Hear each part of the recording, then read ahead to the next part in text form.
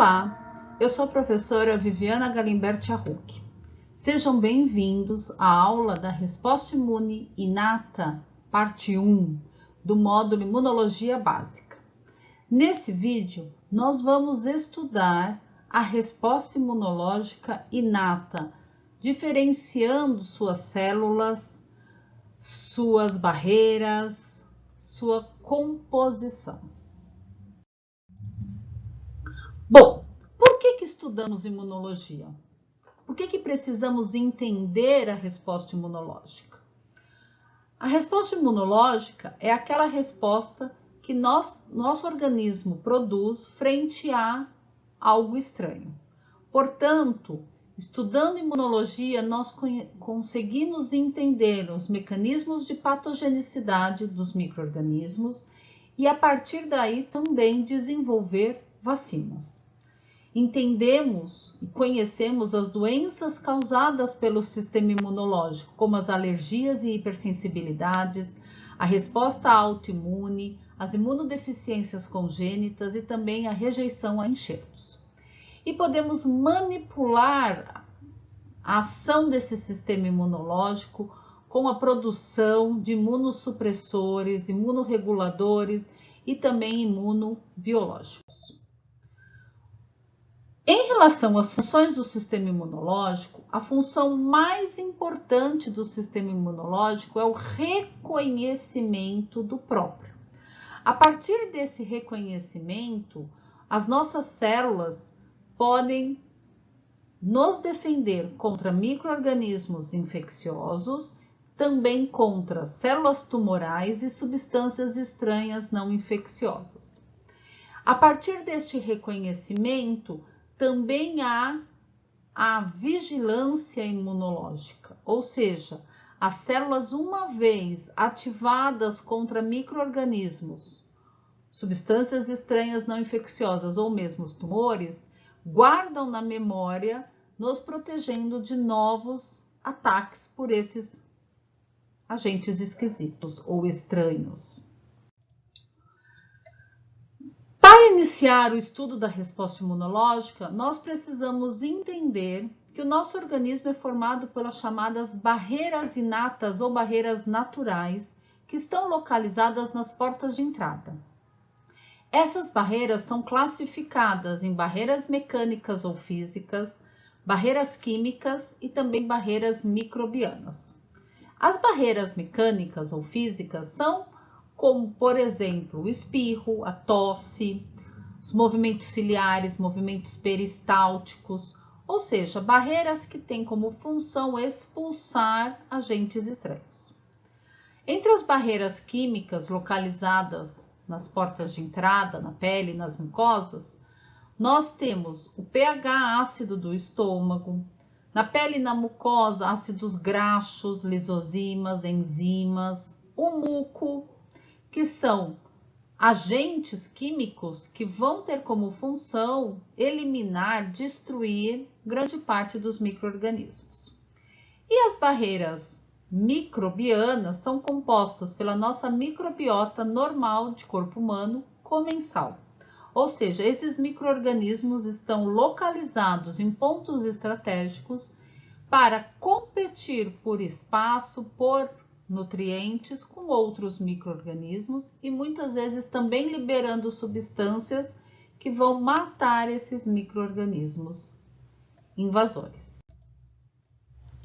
A resposta inata, ou a imunidade inata, também chamada de imunidade natural, é a nossa primeira linha de defesa contra micro-organismos, prevenindo, controlando e muitas vezes eliminando a infecção.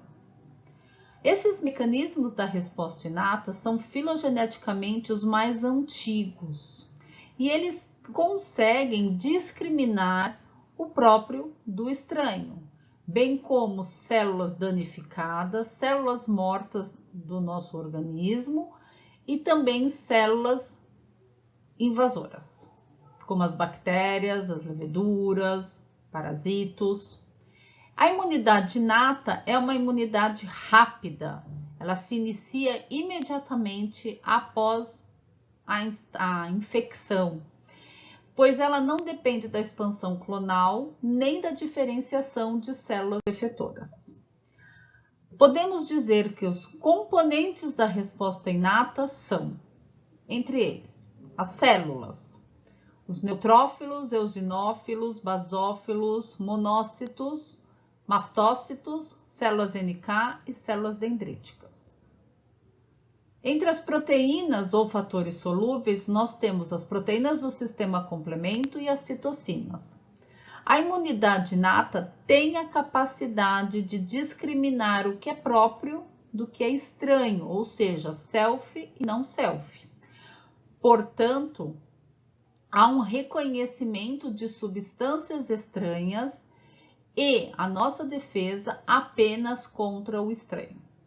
Esse reconhecimento é feito a partir de receptores presentes nas nossas células que reconhecem os chamados padrões moleculares associados a patógenos, os PAMPs, ou também os padrões moleculares associados aos danos, os DAMPs. Esse reconhecimento ocorre em cerca de 1000 padrões moleculares diferentes. Portanto, se a resposta inata reconhece PAMPs e DAMPs, isso significa que ela tem uma especificidade. Ela consegue diferenciar o que é próprio do que é estranho. Mas não há uma memória imunológica, uma vez que ela reconhece um grupo de padrões moleculares presentes em diferentes micro-organismos. Em relação aos PAMPs, ou padrões moleculares associados a patógenos, nossas células apresentam receptores denominados PRRs, ou também Toll-like receptores, que vão reconhecer, ou seja, vão ter compatibilidade, vão se ligar às substâncias presentes nos grupos microbianos. Por exemplo, o Toll-like receptor 2, ele reconhece peptídeo-glicano presente nas bactérias gram-positivas. Assim, o peptídeo-glicano é um PAMP e o Toll-like receptor é um receptor presente nas nossas células. Outro exemplo é o DS de RNA, ou seja, fita dupla de RNA, presente nos vírus quando eles estão se replicando.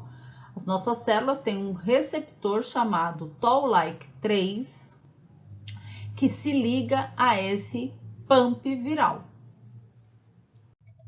Já em relação aos DAMPs, que são os padrões moleculares associados aos danos, nós podemos considerar moléculas endógenas que são produzidas ou liberadas por células próprias danificadas ou mortas.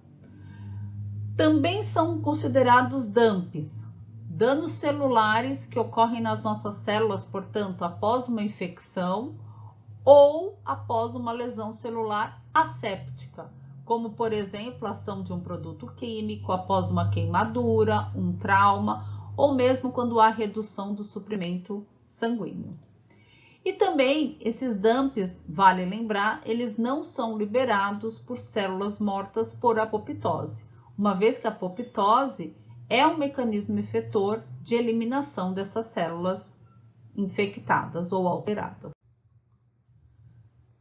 Como exemplo dos DAMPs, são os padrões moleculares associados aos danos, nós podemos citar HSP, que é uma proteína de choque térmico produzida a partir de proteínas induzidas por estresse, urato monossódico, que tem como fonte os cristais, e o HMGB1, que é um grupo box de alta mobilidade produzido a partir de proteínas nucleares.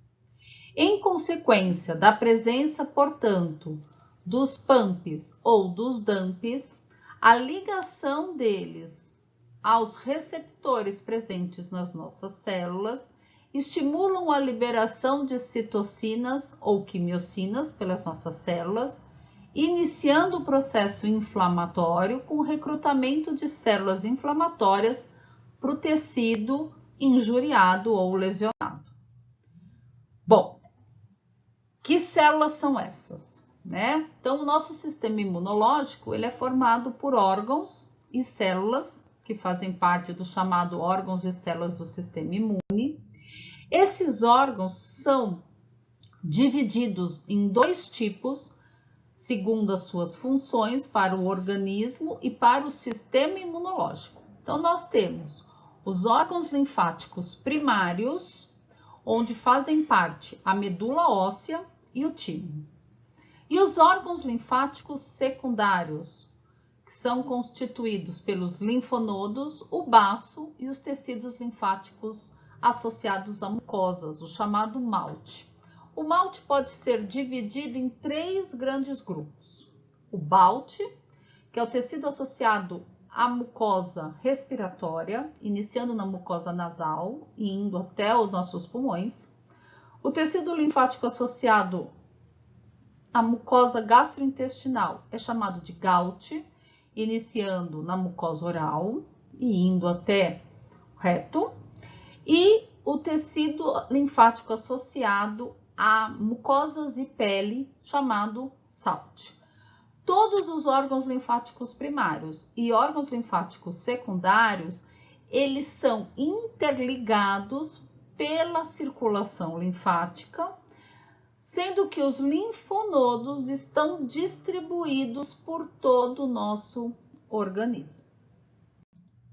Em relação às funções, os órgãos linfáticos primários, eles têm como função produzir e amadurecer todos os nossos linfócitos T e B.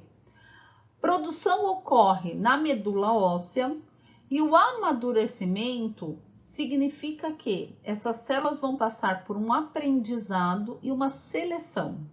Portanto, os linfócitos B sofrem esse amadurecimento na medula óssea, no processo chamado de seleção clonal. O que quer dizer isso?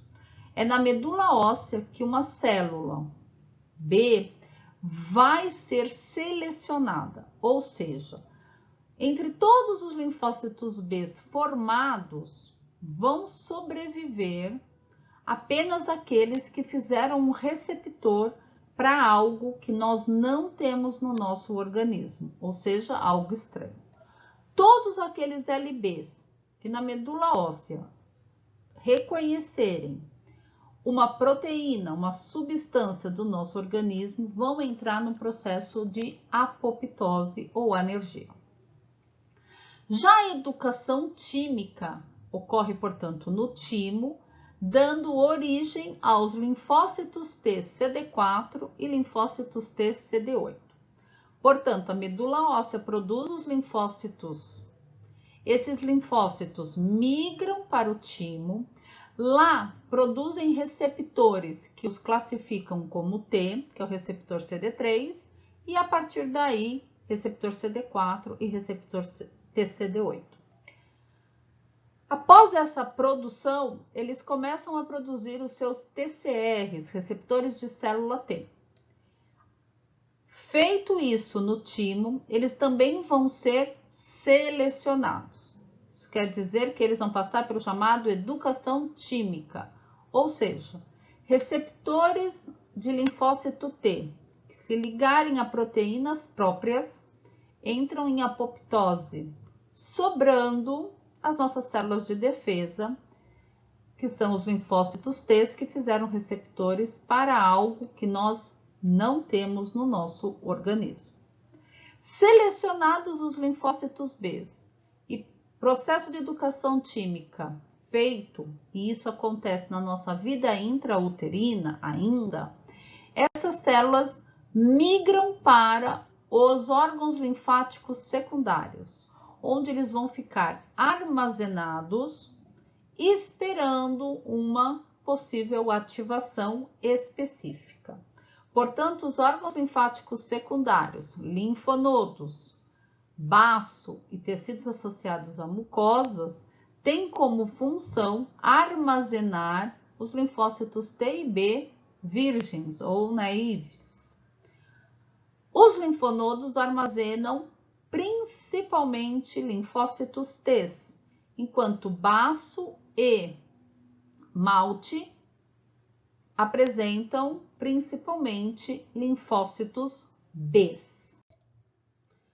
Em relação às outras células e mesmo os linfócitos, todas as nossas células imunológicas, elas são produzidas a partir de uma célula-tronco hematopoética pluripotente, também chamada stem cell. Na medula óssea, essa célula sofre ação de citocinas e se amadurece, diferenciando-se em progenitores linfóides comuns, um grupo de células chamadas progenitores mieloides, além dos precursores das plaquetas e das hemácias. Os progenitores linfóides vão dar origem aos linfócitos B e T. Já os progenitores mieloides vão dar origem aos demais leucócitos importantes para a resposta imunológica: neutrófilo, eosinófilo, basófilo, monócito e a célula dendrítica. No tecido, nós vamos encontrar os mastócitos, os macrófagos e as células dendríticas imaturas. No sangue, neutrófilos, eosinófilos, basófilos e monócitos. Entre as funções dessas células da resposta inata, podemos dizer que os neutrófilos têm como função fagocitar micro-organismos, em especial bactérias que nós classificamos como extracelulares. Por quê? Eles têm receptores para pumps bacterianos como LPS e peptídeo-glicano. Também conseguem secretar as chamadas citocinas inflamatórias para manter e induzir esse processo inflamatório, além de substâncias que são farmacologicamente ativas, que estimulam a migração também de mais células para o tecido. Os eosinófilos, eles têm como função, na resposta imunológica, liberar proteínas tóxicas contra as cutículas dos parasitos, em especial dos eumintos, induzindo a chamada morte extracelular, além de secretar aminas vasoativas que vão permitir que esse processo inflamatório seja mantido. Já os basófilos e os mastócitos, eles são constituídos por grânulos que apresentam várias citocinas e aminas vasoativas, em especial a histamina, e quando ativados, eles liberam essas substâncias, aumentando o processo inflamatório. E o linfócito NK, ou célula NK, é a célula matadora, ou célula natural killer.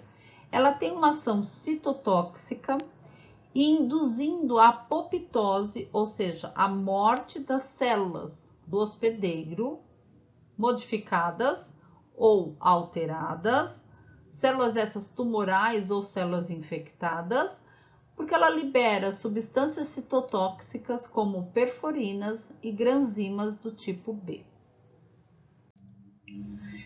Também fazem parte da resposta inata as células dendrítica e os monócitos macrófagos. Essas duas células também ganham o título de células apresentadoras de antígenos. Por quê? Elas fagocitam os micro-organismos, processam e apresentam os imunógenos, os epítopos, para os linfócitos T. Então, uma célula apresentadora de antígeno tem a capacidade de apresentar os imunógenos aos linfócitos T. Portanto, elas produzem, além de moléculas de MHC classe 1, também moléculas de MHC classe 2.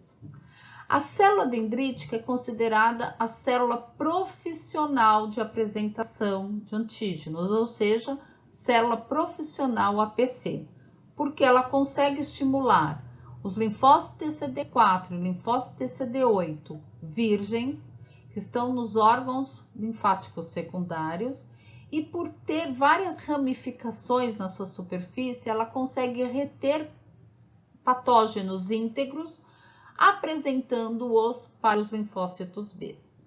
Já o monócito macrófago, ele consegue apresentar imunógenos para o linfócito TCD4 e para o linfócito TCD8, desde que essas células já estejam na corrente sanguínea ou no tecido lesionado. Em relação às células da resposta adaptativa, nós temos os linfócitos T, CD4 e CD8. Esses marcadores são produzidos no timo durante a educação tímica, e os linfócitos B, que recebem esses marcadores para classificá-lo como B, na medula óssea. O linfócito TCD4 também pode ser chamado de auxiliar ou helper, ou TH. Ele é o coordenador da resposta imune a partir da secreção de citocinas. Ele reconhece qualquer imunógeno proteico que seja apresentado junto com a molécula de MHC classe 2 pelas células APCs. O linfócito TCD8 também é chamado de T citotóxico, ou LTC. Ele é citotóxico, induzindo a produção de citocinas tóxicas que levam à apoptose de células próprias modificadas por tumores ou por infecções, quando essas células mostram na sua superfície que há um imunógeno ligado, acoplado à molécula de MHC classe 1. Já os linfócitos B, eles têm como função a produção e a secreção de imunoglobulinas. Eles também conseguem apresentar imunógenos solúveis para o linfócito TH, uma vez que eles também têm moléculas de MHC classe 2. Porém, eles não fazem fagocitose. Em relação às citocinas, podemos defini-las como moléculas que estão envolvidas em toda a comunicação entre as nossas células. Então, são moléculas envolvidas na emissão de sinais entre essas células, desencadeando a resposta imune. São peptídeos e algumas podem estar no formato de glicoproteínas. Entre as suas funções, crescimento e a diferenciação dos linfócitos, tanto na educação tímica como na seleção clonal. Elas regulam a duração e a intensidade dessas respostas específicas, ativam células efetoras e agem no desenvolvimento de todas as nossas células hematopoéticas. As ações das citocinas podem ser locais ou sistêmicas, e essas ações podem ser nomeadas como autócrinas, onde a citocina atua próxima à célula, ao local onde ela foi produzida, na mesma célula que a secretou. A ação parácrina atua em células próximas à célula que a secretou, e a ação endócrina das citocinas são citocinas produzidas em grande quantidade que atingem a corrente sanguínea, a circulação, se disseminando e atuando em diferentes células mais distantes daquele local onde elas foram produzidas. Essas ações costumam ser breves e autolimitadas e podem ser classificadas como pleiotrópicas, redundantes, antagonistas ou sinergísticas. O pleiotropismo é quando uma citocina tem diferentes ações em diferentes tipos de células. A redundância, quando diferentes citocinas possuem o mesmo efeito sobre um determinado tipo celular. O sinergismo, duas ou mais citocinas agem em conjunto, aumentando a função sobre uma célula. Já o antagonismo, quando elas têm efeitos contrários sobre um determinado tipo celular. Entre as categorias das citocinas, nós podemos ver que há mediadores e reguladores da resposta inata, como o TNF, interleucina 1, interleucina 12, os interferons, mediadores da resposta adaptativa e os estimuladores da hematopoiese. Sabendo dessas citocinas, da existência dessas citocinas, hoje nós podemos produzir essas citocinas em laboratório, mas também podemos produzir anticorpos que bloqueiem a ação dessas citocinas Então, são mecanismos que vão atuar na terapia, né, nos mecanismos terapêuticos da resposta imunológica. Muito obrigada pela atenção e nos encontramos na parte 2 da resposta inata. Até logo!